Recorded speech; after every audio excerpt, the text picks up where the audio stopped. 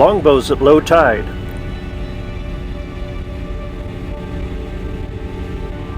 Part 2, Goodbye to Otter Island.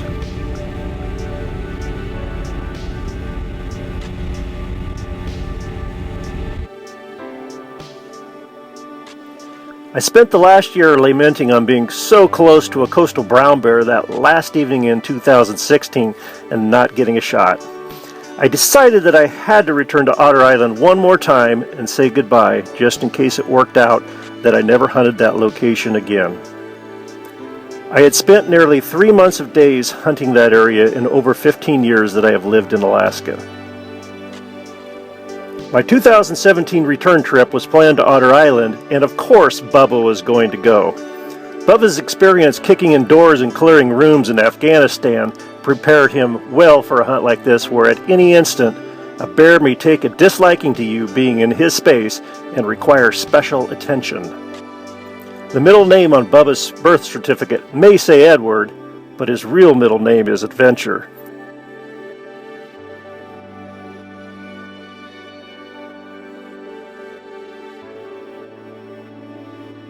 Ben Penny once again stepped up and provided sea transport aboard Toxophilus to Otter Island, and other than a few stretches of back-jarring swell and the need to dodge a few breaching humpback whales, the trip was uneventful.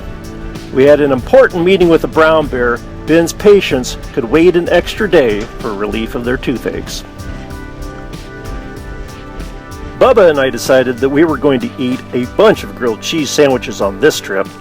We're not talking processed cheese food with white bread smeared in margarine, but gourmet style with Dave's Killer Bread and loads of butter. We had flapjacks again too, of course, and pots of coffee.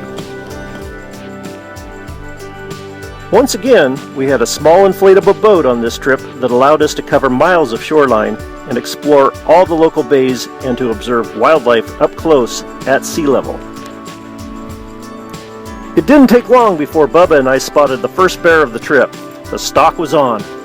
We beached our boat and made our way along a narrow beach to a rocky outcrop that jutted into the bay that formed a narrow funnel above the beach. The bear appeared, headed our way, and ambled down the beach immediately below our position, and he angled into my shooting lane at 12 yards. The bear hesitated, then burst through my shooting lane before turning broadside and was quickly out of harm's way. Well, we can't always get a bear to stand still for a controlled shot. Walking the beach at low tide is one of my favorite relaxing activities, but now that I live a ways from the beach, I don't get the opportunity to do it very often, so my strolls at low tide were extra special this year. As always, the invertebrates didn't disappoint.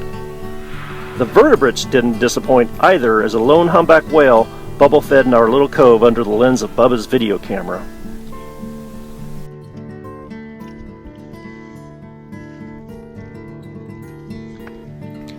You never know when you are going to come across a tasty morsel at low tide.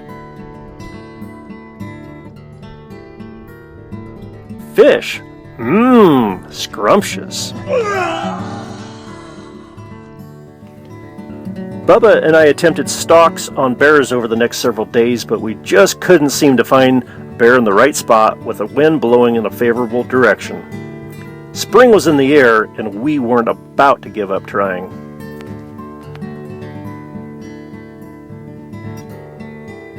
I took a few practice shots in camp to make sure my brain was tuned to my eyes, and we were ready to hunt that evening.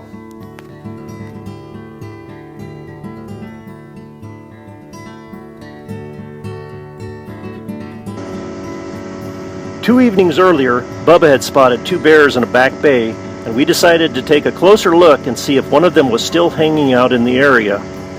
The bay is hook-shaped, and we immediately spotted a lone bear in the back of the bay and beached our boat on a flat, rocky shoreline a half mile from where I had arrowed my first brown bear on a solo hunt in 2009.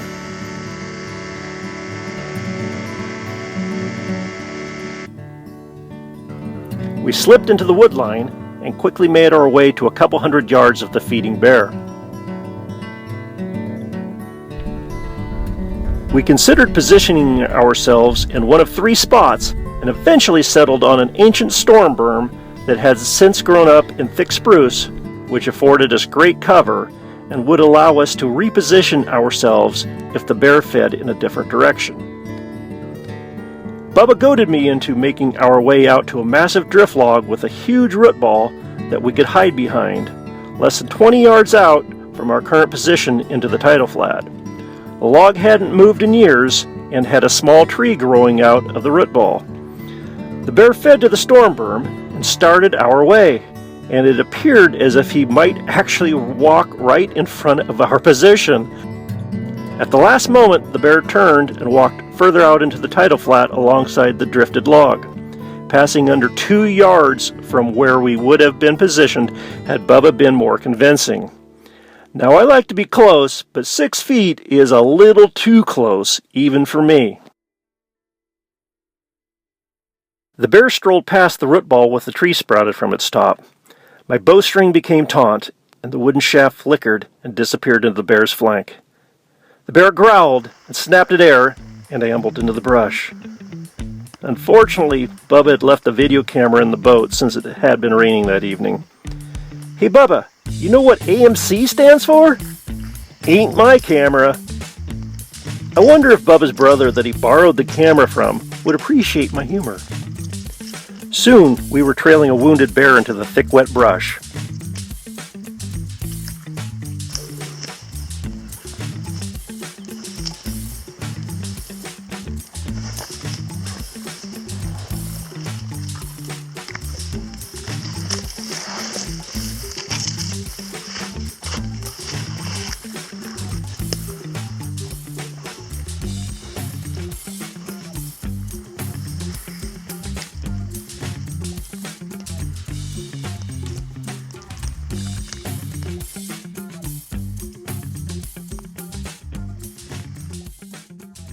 But it didn't matter.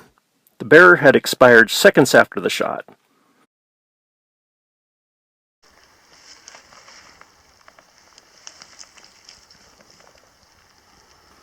We admired the bear and his beautiful coat, with one white-tipped claw that was shorter than the others.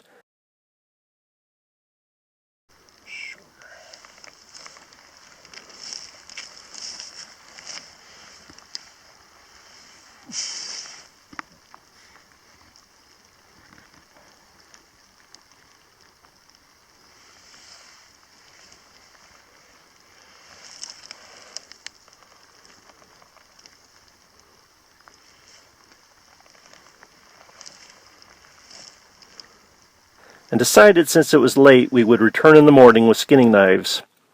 It would be an interesting decision we had just made, as it turns out. After a big breakfast of flapjacks the following morning, Bubba and I returned to skin the bear. We joyously walked down the beach line to where the bear had expired and to a flattened spot in the grass where the bear wasn't. The spot was devoid of any bears, dead or alive.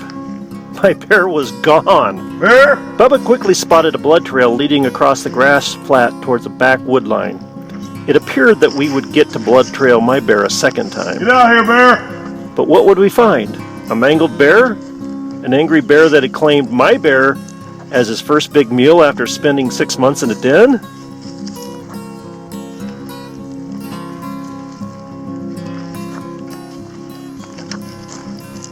Bubba went on the point with the big bore rifle, the same as I had done for him when he arrowed a brown bear near my home on the Kenai Peninsula a few years earlier.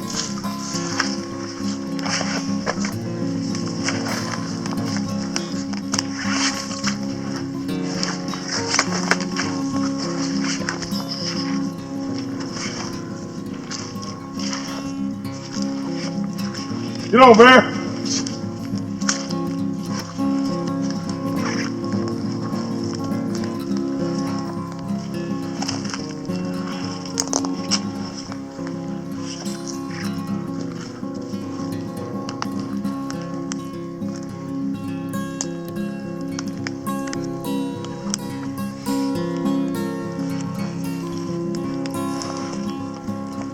Go, bear!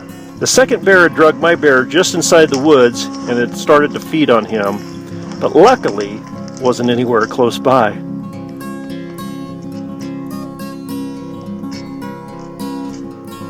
Bubba stood guard while I skinned my bear. Bubba's aura must have frightened the second bear.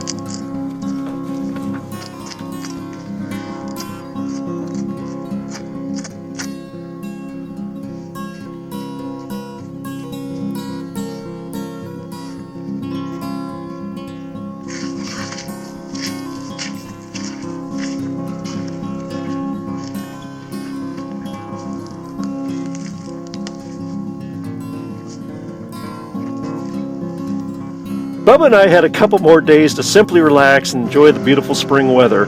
We made a journey one day to a local community and were treated to the playful behavior from a school of Dolls Porpoise on our trip back to camp.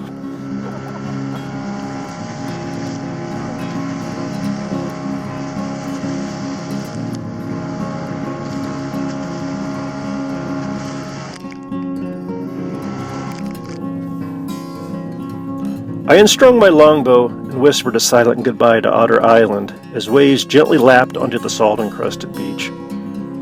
My longbow would be strung again and soon, but I knew never again on Otter Island. I cast off one last time and turned onto a different path that would lead me forward into my setting sun. My longbow is currently at rest, but stands ready to be braced when I step onto the path of the next adventure. Adieu, Otter Island. Another adventure calls, and I must go.